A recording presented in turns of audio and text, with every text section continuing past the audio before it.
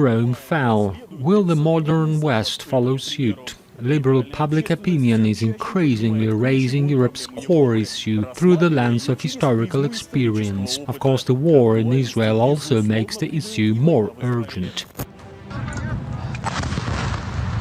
Allahu Akbar!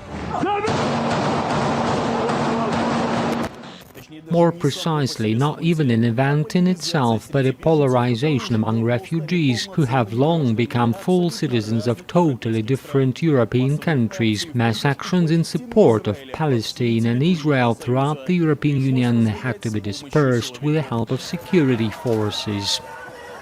Indeed, the situation bears an enormous resemblance to the events that unfolded in ancient Rome. The good life liberated the native population of the empire, and barbarians from subjugated and enslaved lands were imported to work. At some point their numbers reached a critical point, and the state, mired in contradictions and chaos, ceased to exist.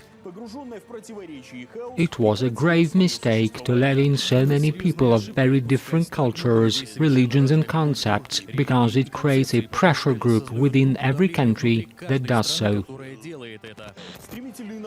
The rapid influx of refugees is effectively paralyzing official Brussels. Euro officials have proved incapable of assuming responsibility and dealing with the causes of the crisis, but only deal with the consequences. Prophet of the digital world has openly spoken of the inevitability of a civil war in Europe. Elon Musk made a post to that effect on his own page, prompting considerable discussion. In Italy, after the number of refugees began to outnumber the local population in some cities, people frustrated by the inaction of the authorities started to protest.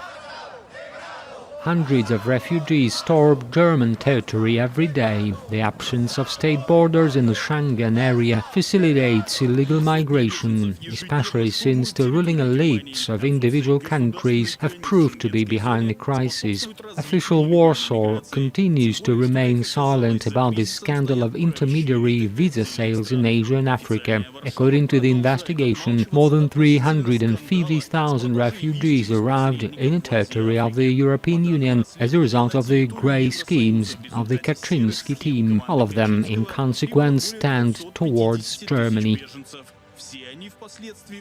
In recent weeks, that is, since the summer, the number of refugees has steadily increased, and what we have found here now is actually our daily experience. So we have groups of people, up to 30 people, who are dropped off somewhere, and sometimes we pick them up in large groups, or we find them isolated in small groups when they disperse or are taken away. We also find them in vehicles. So this group of people was dropped off on the Polish side. They walked across the railway bridge and then we found them here, but we also find groups of people in vans. The increase in recent weeks has been such that we're somewhere in the upper double-digit range, up to 100, sometimes more. The migration crisis for the European Union is like a winter for housing authorities. Every year is a big surprise. At the same time, none of the Euro bureaucrats dare to address the cause. Convulsive occupation of the problem is on the agenda.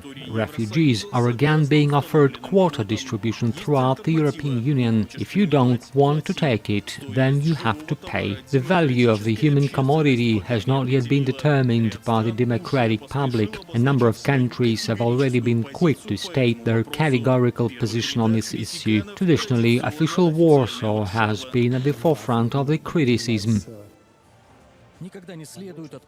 You should never send two messages. Countries that criticize migration policy, a Europe-wide attempt to deal with irregular migration, should not at the same time be the ones waving at migrants arriving in their country who will then travel to Germany. I think that clarity also needs to be expressed from time to time. Refugees, long perceived in Brussels as a gifted workforce that could fill the most unsought-after vacancies, were left to themselves. Social integration programs were virtually non-existent and unfunded. As a result, all nationalities live in enclaves and, even with passports, do not associate themselves with a state of residence. Increasingly, they're playing a key role in political decision-making, which inevitably leads leads to confrontation with indigenous people. The polarization of society has almost reached its limit. A united Europe is entering a new round of historical spiral. And research in this screenshot about patricians and barbarians.